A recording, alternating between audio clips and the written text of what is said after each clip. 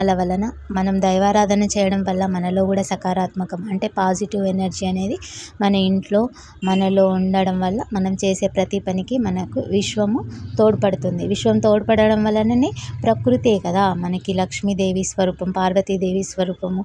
ఏదైనా ప్రకృతి అంటే మన ఇంట్లో తులసి అమ్మ కానీ మిగతా ఏవైనా చెట్లు కానీ మన ఇంట్లో మంచిగా నిగనిగలాడుతూ ఉన్నాయి అని అంటే మనలో దైవశక్తి ఉన్నట్టే. అందుకు మనం చేయవలసింది ఓపికతో ఉండడం, వీలైనంత తక్కువ మాట్లాడడం, అవసరం ఉంటే తప్ప ఎవరి గురించి ఎవరితో చెడు కానీ ఏది మాట్లాడకుండా దైవస్మరణ దైవారాధనలో ఉండడం చాలా ఉత్తమ ఫలితాన్ని ఇస్తుంది.